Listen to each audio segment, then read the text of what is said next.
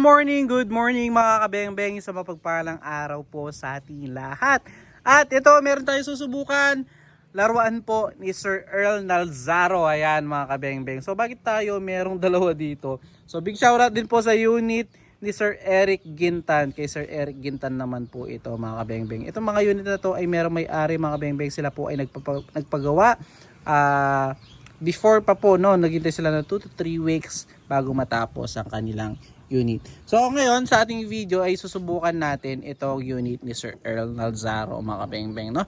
So again, mga CO2 air guns lamang po ito. Pangkarga natin is CO2 cylinder, kagaya po ng pangkarga natin sa mga CO2 air guns natin na mahahaba. Ayan, same lang din po, no? So nagkataon na pistol type lang po ito. Pang plinking lang po, mga bengbeng. Hindi siya recommend for hunting dahil yun nga, short range lamang po siya dahil short barrel po, no? Then itong ating mga unit is 5 to 7 shots. So bakit ko pinapakita din itong isa? Para makita nyo yung design nya ng without silencer po, no?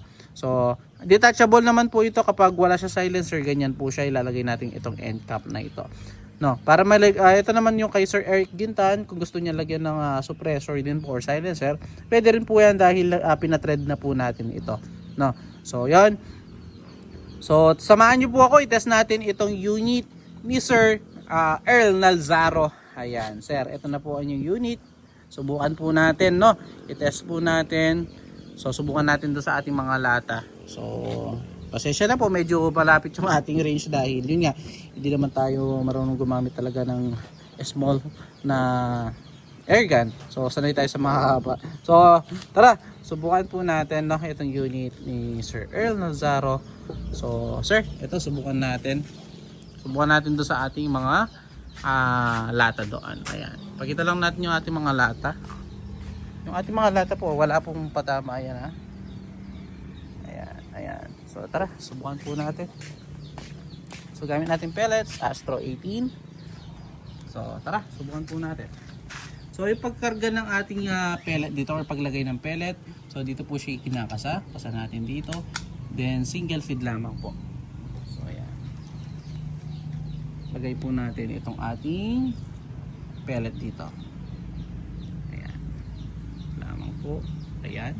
Then ibalik natin itong bolt hanggang mag-lock siya, no? So first po tayo dun sa ating lata. Pag ganyan po tayo, no? So ito po, subukan natin mga bengbeng itong ating unit. So ito, subukan po natin mga bengbeng ang ating unit, no? So tingnan ko lang. So ito po, subukan natin.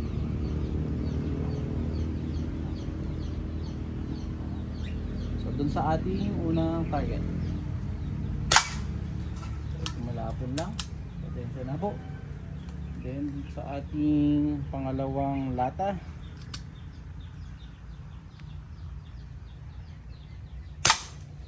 So yun, tumama siya.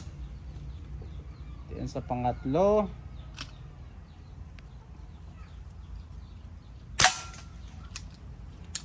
Pang-apat.